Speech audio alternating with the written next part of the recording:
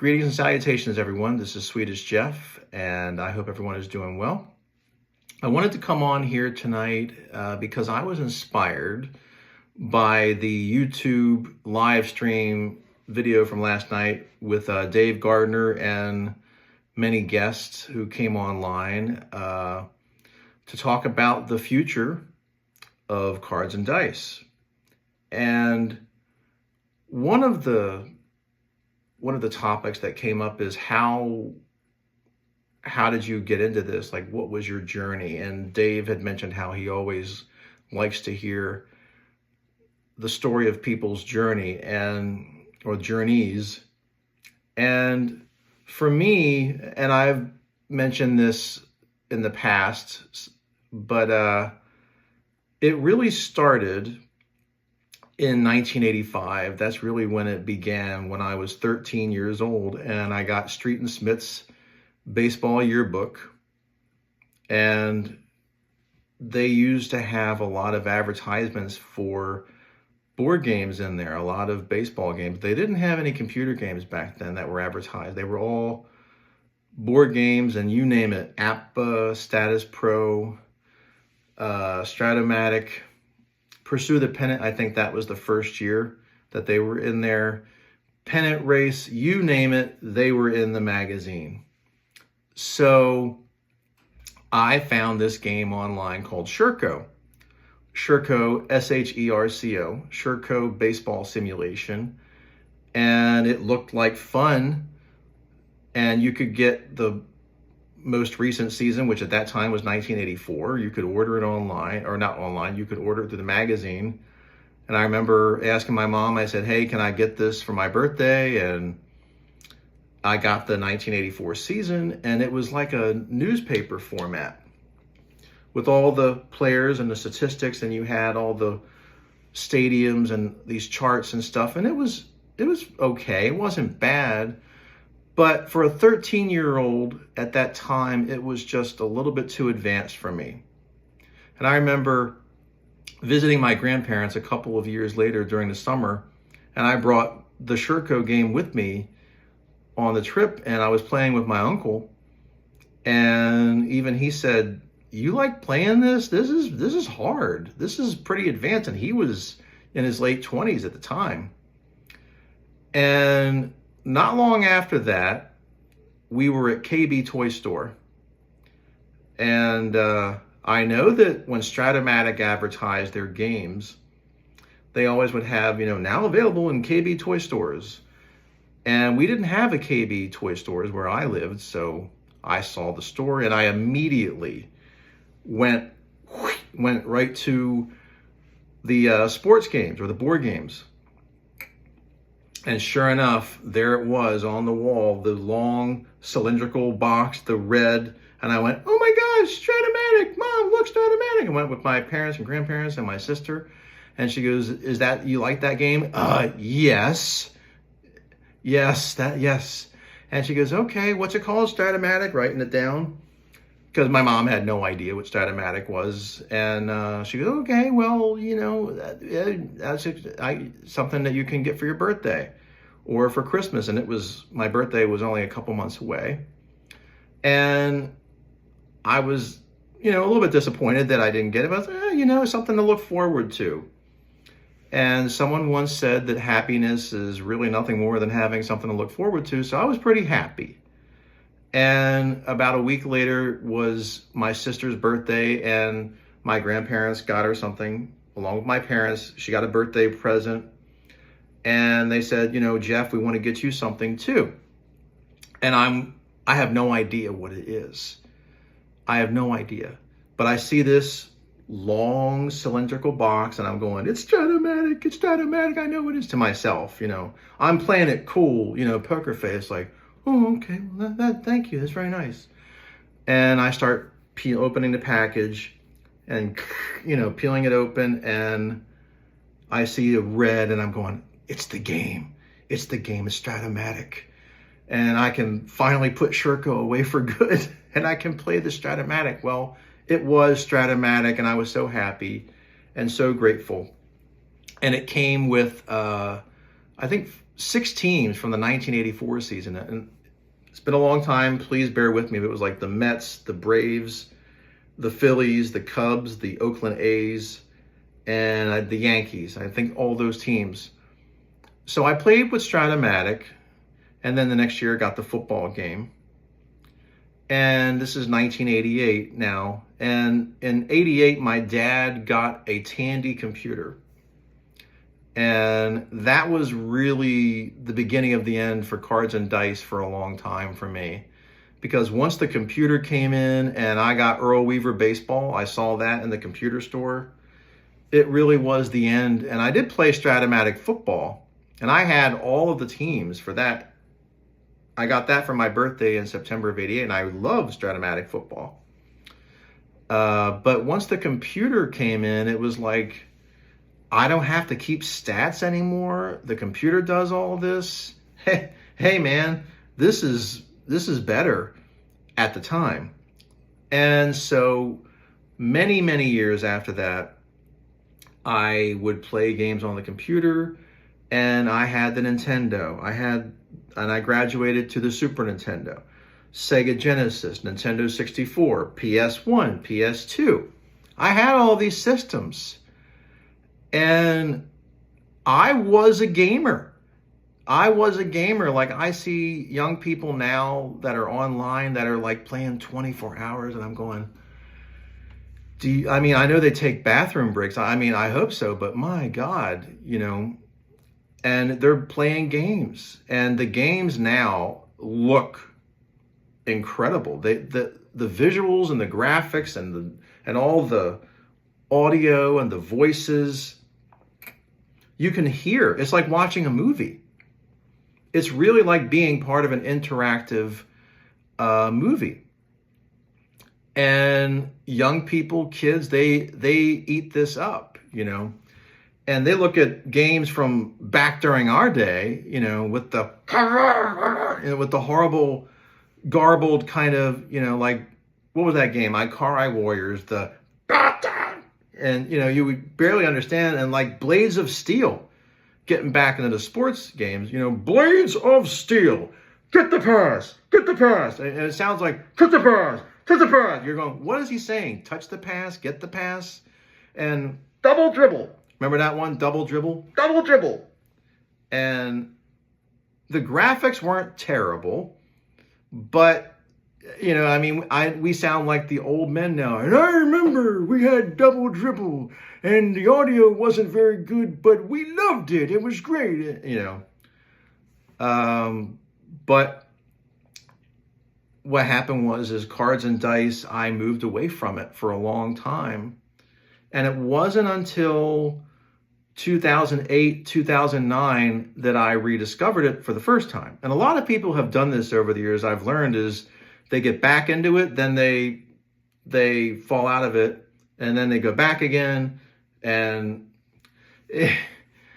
it's a pattern that it makes me feel good. It makes me feel like, well, I'm at least not exclusive here. And so I just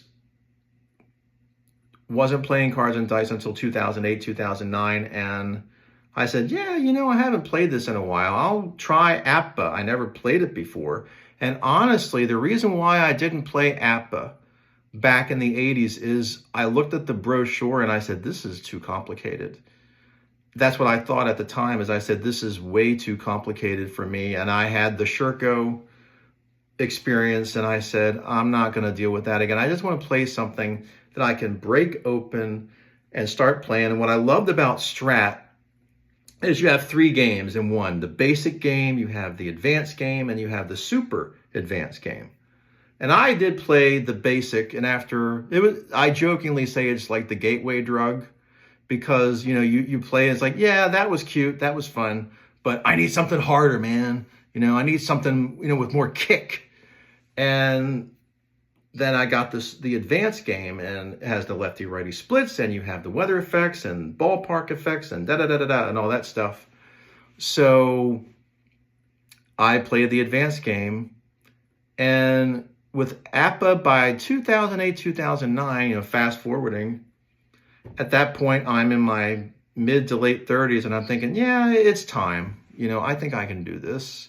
And the game had changed somewhat since then. It actually changed quite a bit. And I played it, and I enjoyed it. I did have the football game and the baseball game, but then my dad got sick. My dad was diagnosed with lung cancer in the fall of 2009, and that just, you know, rocked my whole world. And all of a sudden, it just, putting things in perspective, it was like, yeah, I just didn't have the heart or the enthusiasm to play the game. So I just kind of would randomly play it, occasionally, but I just kind of lost interest, and I ended up donating them to Goodwill. Same thing with Stratomatic. I tried that around the same time, and it was just, and I thought, I'm not going to just get a game and let it sit and collect dust. I'd rather go to a good home. And I had the computer game for Strat too, and that was fun. I played that, the computer game for Stratomatic, and I had other computer games too, Diamond Mine Baseball, eventually Out of the Park Baseball, Baseball Mogul, Football Mogul, Franchise Hockey Manager. And like I said, for many years after that, it was computer. And what changed it? What really was the turning point for me was in the last 2 or 3 years, I started to really become disenchanted with Out of the Park. And I'm not picking on the company here. I think the people that work there are good people. They work very hard. They have done a really good job. So this is nothing personal against anyone. It's just the game engine I just had some issues with. Just felt like it was lacking in reality. And for a few years there, every year they would have something new, like a new update. Hey, we got 3D animation now. Hey, we got players that you could actually see. They're not little pawns anymore on the field. And they just stepped up every year. And it just felt like for the money that I was paying, I was not getting my money for my value, or value for my money. Meant the other way. Value for my money.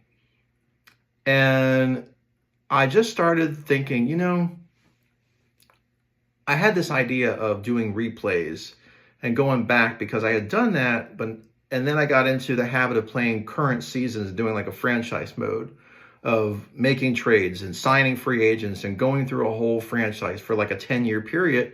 I had done that, and it was fun, but it just got to a point where it was like, I would love to do the 1981 season. I would love to do 1994. And I started thinking about all these seasons. And then I discovered I had discovered Ron Juckett's channel, Retro Sports Network. And then I discovered Dave Gardner's channel. And they were talking about cards and dice, hence this here, Digital to Dice. There's a plug for you. And it really started to whet my appetite, and I started thinking, this could be fun. It's a challenge. I love a challenge. And I said, I haven't done this in a long time. It's something different. It's fresh. This is around the end of 2023. And about a year ago, around this time, is when I finally said, you know what? I had watched a lot of videos from people, and I just said, okay, I'm going to get me a cards and dice game. And I spent about a month deciding, all right, it's either going to be APBA or it's going to be Strat. And I compared and contrasted both the games, and I really looked hard at both games, because I think that they're both great and they have pros and cons, which I will get to in a minute here. But in the end, APBA won, and I got the baseball game. And I did an unboxing video, which I am going to be reacting to, a reaction to my own video. Yes, my first reaction video will be soon. Stay tuned. But I started playing the baseball game, the basic, and I had so much fun with it. It was just so much fun with the 81 season. And I said, oh, this is fun. It was like rediscovering. It was kind of like rediscovering a lost love or someone that you might have dated, went out with for on a couple of dates, but it didn't really go anywhere. And then all of a sudden you kind of, oh, hey, how are you doing? Oh, you're single now. Oh, okay. You want to have a cup of coffee, lunch, dinner, water, whatever, and you go out and you realize that, wow, we have a lot of things in common. This is really cool, and it's like rediscovering it for the first time. And not long after that, I got the football game and I was sold. I said, all right, uncle, you win. Okay, I'll get the football game. And I really thought that was going to be a challenge. I was kind of worried about that because I had seen Dave and some other people struggle with it. It takes a long time. It takes 3 hours and all this. But I loved playing it. And yes, in the beginning it was about 3.5 hours. Since then, 2.5 hours. But it's time well spent. And any time well spent is not time wasted. So that is where I am. That pretty much brings us up to date, And what I want to say here is, and I've talked about this before, is everything, and I was talking to my dad about this actually recently, is everything revolves around in cycles. I mean, everything, but something else is greatness does not have an expiration date.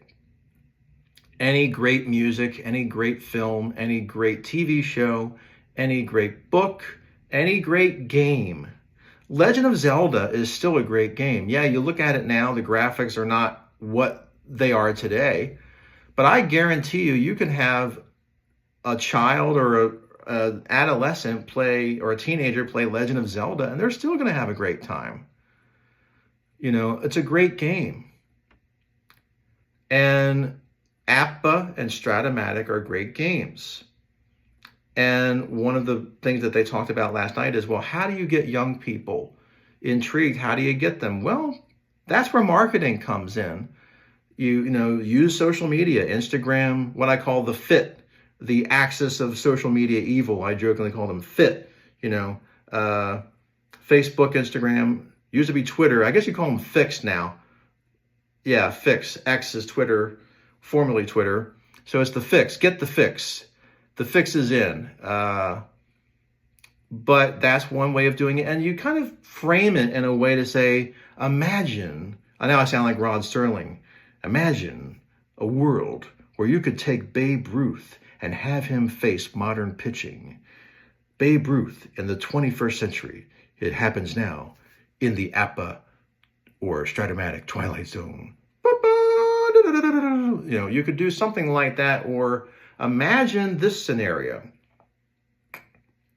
Young, like a lot of these people, a lot of kids, they love these scenarios where they are playing these games. And this is what I said last night during the chat is, when you're playing a computer game, you are the performer. You are the actor, you are the actress, you're the performer. But when you are playing a cards and dice game, you are the producer, you are the screenwriter, you are the director. You are in charge, and you are directing other people. And I think that would probably appeal. It's really how you sell it, and not just giving up and saying, oh, they're not going to be interested. They just play with their phones all day. Yes, a lot of them do. You're absolutely right. But, they said the same thing about vinyl. And last year, most sales of vinyl albums were in the 18 to 25 demographic. And so vinyl was considered dead. I mean, we heard that for years. Oh, nobody buys records anymore. No one cares about vinyl. And, well, vinyl's back. And, Physical media, we've heard that for many years. Oh, nobody cares about physical media anymore. It's all about streaming. We have heard many times throughout history that the so-called experts have said that there's no market for that. That's the usual cliche is, oh, there's no market. Family television shows, great example here, family TV show. Oh, there's no market for that. Like, why are they rebooting Little House on the Prairie if there's no market for it? You know how many people watch that show and the Waltons, a lot of those shows? Why?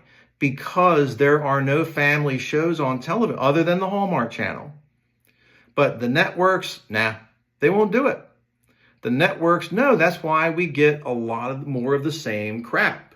Shows about lawyers, shows about cops, shows about firefighters, anybody with a uniform on, I jokingly say, or werewolves, vampires, zombies, and cheesy sitcoms where it's all joke, and no story. It's just joke. And that's fine, but it used to be in television, it was about trying to please everybody, trying to find something for everyone, like a balanced diet.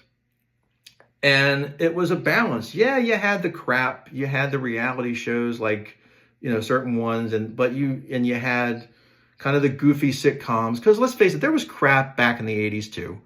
There was. In the 70s, there were crappy shows, but you also had these other great shows around them that still hold up today.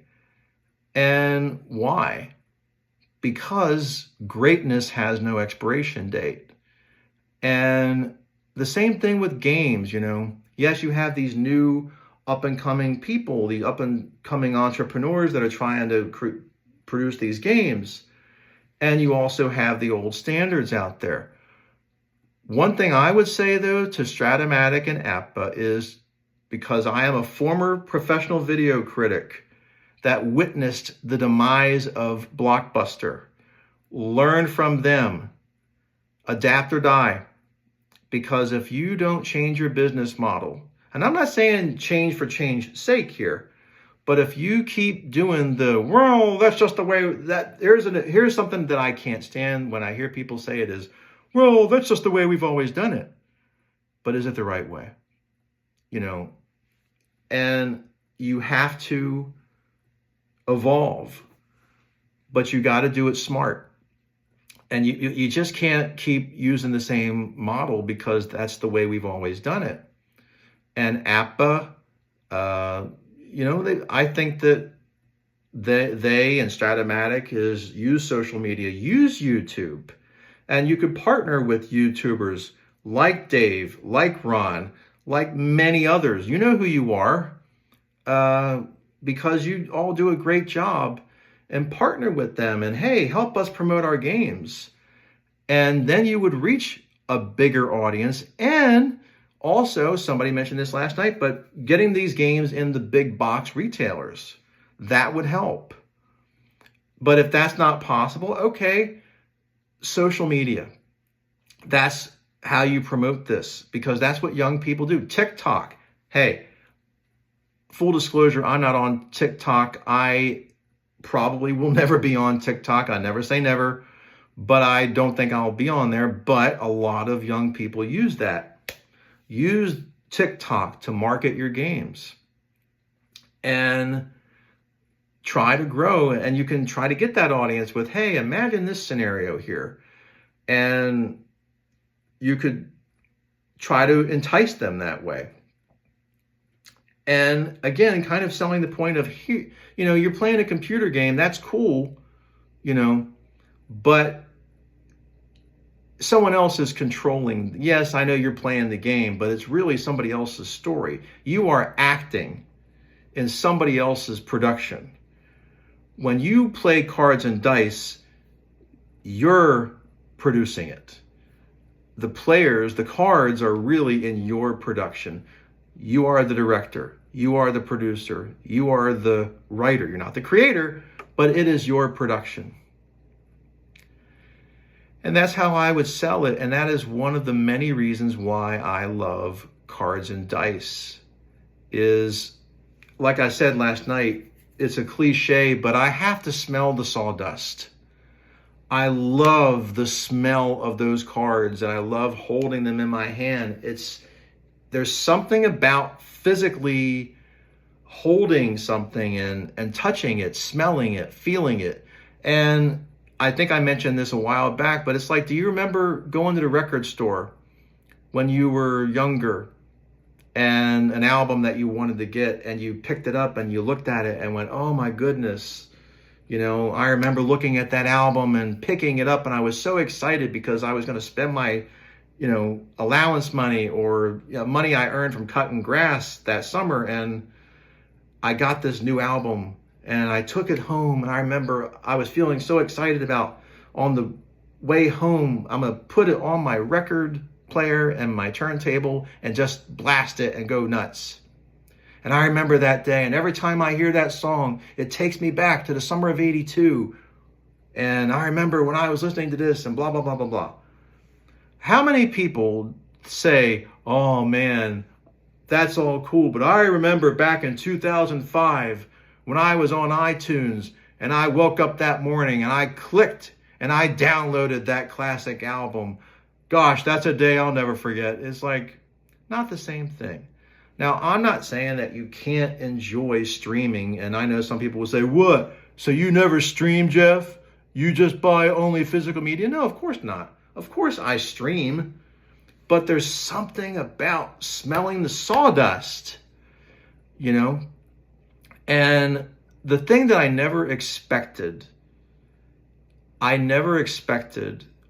not expect that I would love cards and dice as much as I do. I had no idea. And I had been playing the computer games for decades. And what this has done is getting back into the cards and dice and playing baseball with APBA, playing baseball with them, and football with APBA. Because so far, that's what I've been doing. And in the past, I played Stratomatic, and I thought about it. I thought about getting a Stratomatic and say, yeah, what the hell? Let's go get Stratomatic and compare and contrast. The one thing I will say that they say it's rude to point. Sorry about that. One thing I will say that Stratomatic does have over APBA is I love that the cards, like if you have a team or if you have a player that got released or traded, you get 2 cards. Because if you take, for example, Rick Sutcliffe in 1984 was 16-1 with the Cubs, but I think he was 5-5 with the Cleveland Indians. So overall, that's 21-6. So his Stratomatic, he's got a card for Cleveland and he's got a card for Chicago for 1984. But in APBA, he's got 1 card. And it's combined. Well, he wasn't the same pitcher with Cleveland that he was with Chicago. So that's a little bit of a disadvantage, I think. It's not a terrible thing, but it is something that I would personally like to see APBA do. Is, yes, taking a page from Strat is to have 2 cards or multiple cards. So anyway, those are my thoughts, and I am optimistic. I think that the future is bright, and you got to wear shades. And I believe that we really, and I know I make the mistake in the past of sometimes maybe judging people or misjudging people. And one thing I would say is basically keep an open mind and don't just write off a certain demographic and go, well, they're not going to be interested in this. Try. Give it your best shot. If they don't have any interest and it's like, hey, I gave it my best shot, you tried. But at least try, because you never know. They may like it, Anyway, those are my thoughts. Thank you for watching. Thank you for listening. Thank you for subscribing. And I am pointing. Yes, I will see you soon. Yes, you. I'm talking to you right there. See you soon. Take care, everybody. Have a good night.